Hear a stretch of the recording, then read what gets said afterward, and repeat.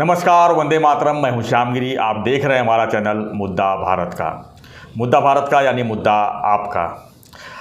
आज का हमारा मुद्दा है महाराष्ट्र की राजनीति पर ही हम कुछ चर्चा करेंगे। हमारे साथ में हमारे सहयोगी हैं दयानंद नेने जी, जो राजनीतिक विश्लेषक भी हैं और एलर्ट सिटीजन फोरम के अध्यक्ष भी हैं, और इनका राजनीतिक जो है काफ़ी इन्होंने जो है करीबी से राजनेताओं के देखा है और सुना है। और हम इनसे जानेंगे कि 2019 के बाद जिस तरह से महाराष्ट्र में राजनीतिक एक तरह से परिवर्तन हुआ है, कभी ये पार्टी उसके साथ में, वो पार्टी इसके साथ में, कभी गवर्नमेंट किसी और के साथ बन जा रही है, उसके बाद फिर कुछ और हो जा रहा है। तो इसी पर थोड़ा चर्चा करेंगे और जानेंगे कि आगे महाराष्ट्र का भविष्य किस तरफ राजनेताओं की जा रही है।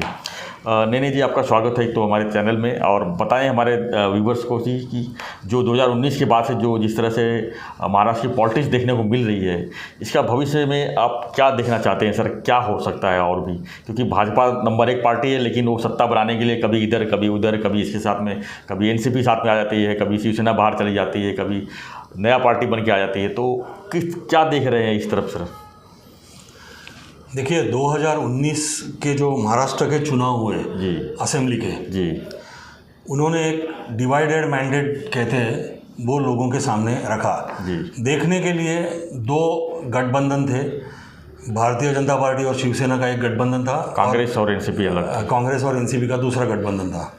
पर उनमें जो सब डिवीज़न जो सीट की हुई थी जी, जैसे 2014 की बात थी, तो 2014 में भारतीय जनता पार्टी को 123 सीटें मिली थी जी, अकेले लड़के, और शिवसेना को लगभग 64 सीटें मिली, 63 सीटें, और कांग्रेस और राष्ट्रवादी को 40-40 के आसपास सीटें मिली थी। उसके सामने 2019 में एक चित्र थोड़ा पलटी हो गया जी। भारतीय जनता पार्टी की ताकत 123 से घट के 105 तक सीमित रह गई जी, और शिवसेना की भी ताकत घटी 56, वो 56 सीट उनकी आ गई।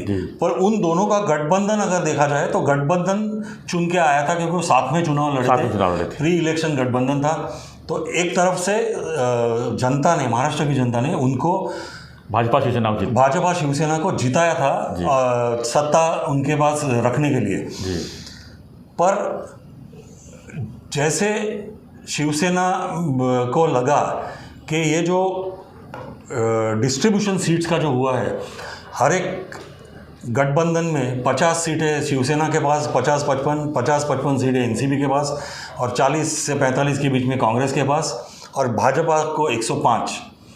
तो उसमें उनको लगा कि अगर हम 3 लोग साथ में आ गए और भाजपा को अकेला हमने अगर कर दिया जी, तो हमारी सत्ता आ सकती है, और अगर सत्ता आती है तो शिवसेना को मुख्यमंत्री खुद का बनाने का मौका मिलेगा, और सफल भी रहे उसमें। तो उन्होंने पहले भाजपा से चालू किया बार्गेनिंग के 2.5 साल करते हैं। जब भाजपा ने सुना नहीं तो वो चले गए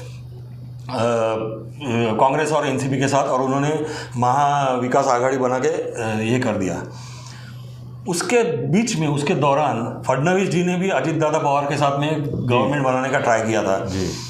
अभी फडणवीस जी कह रहे हैं कि उनको जो धोखा दिया शिवसेना ने, तो उस एंगर में, कहते हैं क्या बोलते हैं उसको, गुस्से में उन्होंने रिवेंज तो बाद में हुआ, गुस्सा आके उन्होंने वो एक्शन लिया था जी, और वो सफल नहीं हुआ। वो अच्छा ही है करके अभी वो कह रहे हैं।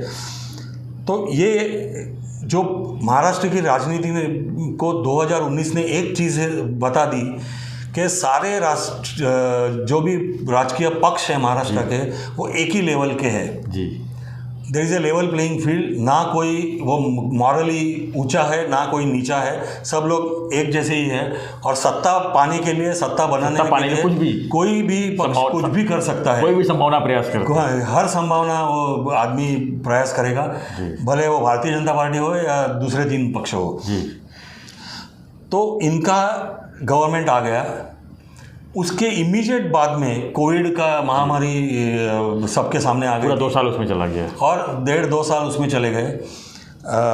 पर अभी जो एक स्कैम इनका बाहर निकल रहा है, तो उसमें एक चीज़ खुल के लोगों के सामने आ रही है कि ये जो इनके 2.5 साल महाविकास आघाड़ी के थे, we can call it 2.5 years of misgovernance और करप्ट गवर्नेंस। एक के पीछे एक स्कैम, चाहे वो कोविड सेंटर का स्कैम हो, चाहे वो बीएमसी का स्कैम हो कॉन्ट्रैक्टरों के साथ में ये करने का, चाहे अनिल देशमुख जी के बारे में जो कहा जाता है कि उन्होंने बार वालों के पास से हर महीना 100 करोड़ वसूली करने का तो वसूली कांड हो, चाहे अंबानी जी के घर के नीचे जिलेटिन स्टिक रखना हो, चाहे मनसुख हिरेन जिनकी गाड़ी चोरी करके उसमें जिलेटिन स्टिक्स रखे उनकी हत्या करना हो, there was total misgovernance for the last 2.5 years।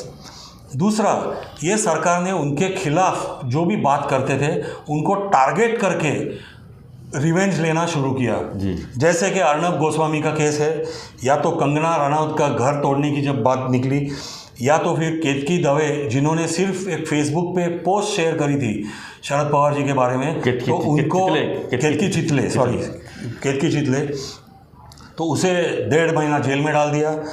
या तो जो नेवल ऑफिसर था उसने भी फेसबुक पे सिर्फ पोस्ट शेयर करी थी तो उसके घर पे जाके शिवसेना के गुंडों ने उसको मारपीट की।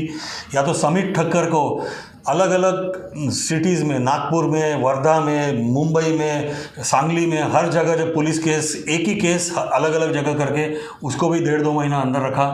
मैं स्वयं की बात कहता हूँ, मैं भी काफ़ी पोस्ट उस वक्त करता था विच वर क्रिटिकल ऑफ गवर्नमेंट, तो मुझे भी पुलिस स्टेशन बुलाया गया हमारे घर के नज़दीक के, और मुझे हर वक्त कहा गया कि ये सारे पोस्ट जो है वो आप डिलीट करो, नहीं तो हम आपको भी अरेस्ट करेंगे। तो टारगेट करके जो भी क्रिटिसाइज सरकार को करते थे उनको टारगेट करके उनके ऊपर रिवेंज लेना था। तो ये 2.5 साल, जैसे मैंने कहा, मिस गवर्नेंस, करप्शन और हेट्रेड इसके रहे। इसका कहीं ना कहीं जाके नतीजा आना था, बैकलैश आना था। वो बैकलैश एकनाथ शिंदे जी का जो उठाव हुआ, उन्होंने जो उद्धव ठाकरे की लीडरशिप के सामने आवाज़ उठाई और उनके साथ में 40 शिवसेना के विधायक और 10 अपक्ष विधायक चले गए और महाविकास आघाड़ी की सरकार बर्खास्त हो गई, उसमें ये नतीजा हुआ। और लास्ट 8 महीने से फिर शिंदे और भारतीय जनता पार्टी की सपोर्टेड सरकार है। अभी ये तो जितना आपने बताया ये तो सब देख रहे हैं, सुन रहे हैं, लेकिन सर अब हम भविष्य थोड़ी बातें करेंगे।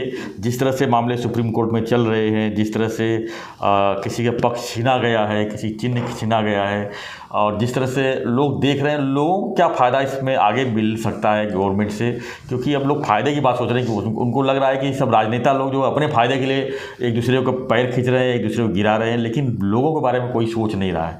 तो आपको क्या उम्मीद लगता है कि इन फ्यूचर जो नई सरकार अभी तो 2024 में फिर चुनाव होगा, उसमें और भी कोई उलटफेर हो सकता है, बहुत कुछ देखने को मिल सकता है, तो क्या मानते हैं आपको सर आगे क्या दिख रहा है आपको रास्ता महाराष्ट्र पॉलिटिक्स का? सबसे पहले मुझे आपके एक वर्ड से आपत्ति है। आपने कहा कि पक्ष छीना गया, सत्ता छीनी गई। देखो, किसी ने पक्ष छीना नहीं है जी। इलेक्शन कमीशन एक स्वायत्त संस्था है, उसने एक ड्यू प्रोसेस ऑफ लॉ जो होता है वो किया, और उन्होंने एक गुट को, जो एकनाथ शिंदे का गुट है, उनको चिन्ह और पक्ष का नाम अलॉट कर दिया। ये कोई पहली बात हुई है, बार ऐसा हुआ ऐसे नहीं है। पहले कांग्रेस के साथ भी ऐसे हुआ था, बीच में जनता दल के 3-4 टुकड़े हुए, उस वक्त भी ऐसे ही हो गया था। अभी समता पार्टी जब टूटी उस वक्त भी ऐसे हो गया था। तो ये किसी ने पक्ष छीना नहीं है जी। और जो लोग कहते हैं कि हमारा पक्ष छीना गया है, तो देखो, लोगों को भी मालूम है, समझते हैं कि ये आप कोई बच्चे नहीं हो कि आपके पास से किसी ने खिलौना छीन लिया और आप रोते रोते लोगों के पास जाओ कि मेरा खिलौना छीन लिया। आप अगर ऐसा सचमुच में छीन लिया है तो फिर एक बात जाहिर होती है कि you are not fit to govern the state. Yes. कि आपके नाक के नीचे से कोई ऐसा पक्ष लेके जाता है, सत्ता लेके जाता है, इसका मतलब है, हाँ, इसका मतलब है आपका ध्यान ही नहीं है किधर, and you are not fit to govern. ये बात लोग समझते हैं जी। दूसरी बात, ये जो सुप्रीम कोर्ट के केसेस के बारे में आपने कहा, देखो, again it is a due process of law. अपने यहाँ पे कायदा का राज्य है और कायदा जो स्पीड से काम कर रहा है उसी स्पीड से काम हो रहा है। उसको ना कोई इन्फ्लुएंस कर रहा है, ना कोई जानबूझ के डिले कर कोई चीज़ को कर रहा है। तो उसमें लोगों को भी यही लगता है कि कायदा का प्रोसेस चालू है, उसका नतीजा जब आएगा तब आएगा। तब तक मैं तो कहता हूँ ये सरकार के ऊपर एक तलवार खामखा लटकी हुई है कायदे की या ये केस की, जो उन्हें खुल के काम करने का मौका नहीं दे रही है। बिल्कुल। नहीं तो फिर भी इन द गिवन लिमिटेशन ये सरकार काफ़ी अच्छा काम कर रही है। शिंदे साहब और फडणवीस जी जिस तरीके से डिसीजंस ले रहे हैं एक के बाद एक, चाहे वो धाराशिव और संभाजीनगर का नामांकन करने का हो या तो किसानों को 50,000 रुपया मुआवजा एडिशनल देने की बात हो, या रुके हुए मेन जो सब रुके हुए प्रोजेक्ट का शुरू हो गया है फिर से। हाँ, या तो इंफ्रास्ट्रक्चर प्रोजेक्ट बम्बई में जिस तरीके से रोड का कंक्रीटाइजेशन शुरू कर दिया है, तो एक के बाद ब्यूटिफिकेशन का बड़ा काम कर रहे हैं, तो एक के बाद एक काम वो काफ़ी तेज़ी के साथ कर रहे हैं इन द गिवन लिमिटेशन जी, और लोग देख रहे हैं। तो मतलब महाराष्ट्र का फ्यूचर जो है ज़्यादा करके आप इसी पक्ष में है कि जो अभी मौजूदा सरकार चल रही है भविष्य में जो है उससे काफ़ी उम्मीदें लोगों को करनी चाहिए। देखिए भविष्य क्या दिखाएगा रंग अपने को किसी को मालूम नहीं है जी। एक बात जाहिर है कि महाविकास आघाड़ी का असली चेहरा लोगों के सामने 2.5 साल का आ चुका है और महाराष्ट्र की जनता ने एक तो उनको बता दिया है कि आप मतलब मराठी नहीं, आप मतलब मुंबई नहीं, आप मतलब महाराष्ट्र नहीं, और अभी कायदे ने उनको बता दिया है कि आप मतलब शिवसेना भी नहीं हो जी। तो उस हिसाब से आगे का दौर थोड़ा उथल पुथल का रहेगा। पर जैसे ये जो कोर्ट केसेस चल रहे हैं उनका एक नतीजा आ जाएगा, एक लेवल प्लेइंग फील्ड, पानी फिर शांत हो जाएगा जो अभी अशांत है, और महाराष्ट्र की जनता उतनी प्रगल्भ है, पॉलिटिकली मैच्योर है। ये जैसे जनता मैच्योर है वैसे नेताओं को भी मालूम है कि हम ज़्यादा छेड़खानी जनता के अपेक्षाओं के साथ नहीं कर सकते।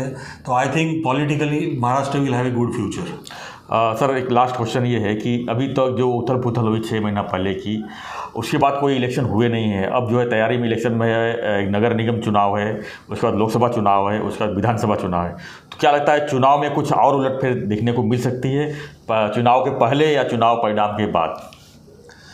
देखिए जिस तरीके से राजनीति फिलहाल चल रही है जी। चुनाव के पहले दल बदलू जो लोग हैं जी। वैसे काफ़ी लोग दल बदलूगिरी करेंगे, ये जाहिर है जी। लोगों को मालूम है कि फ़िलहाल कौन से दल से निकल के कौन से दल में जाने का फैशन चल रहा है, तो वो फैशन चलता रहेगा। दल बदलू तो अपने फ़ायदे के लिए ही इधर उधर होते हैं, वो तो अपना पर्सनल फ़ायदा देते हैं, ना कि लोगों के फ़ायदे के बारे में। तो धन्यवाद नैने जी। हाँ, तो हम चर्चा कर रहे थे कि महाराष्ट्र की पॉलिटिक्स में 2019 के बाद जिस तरह से उथल पुथल लगातार होती आ रही है, ये उथल पुथल आगे भी किस तरह की हो सकती है, इसी पर हम चर्चा कर रहे थे। आपके मन में भी कुछ चल रहा होगा सवाल और जवाब, तो हमें कमेंट बॉक्स पे लिखिए। और हम तो यही चाहेंगे कि जो सरकार अच्छे काम करे उन सत्ता में फिर से आनी चाहिए, न कि लोग सत्ता के पीछे मतलब अपने फ़ायदे के लिए जाए, बल्कि लोगों के फ़ायदे में जो काम करे उसको जो सत्ता में आनी चाहिए। और हम पब्लिक भी वही चाहती है और हम भी चाहते हैं। तो हमें कमेंट बॉक्स का आपका इंतजार रहेगा। और जो है जो हमेशा रिक्वेस्ट करता हूं कि आपने अगर चैनल सब्सक्राइब नहीं किया तो चैनल सब्सक्राइब करें और लाइक कीजिए, शेयर कीजिए। धन्यवाद नैने जी, धन्यवाद। वंदे मातरम।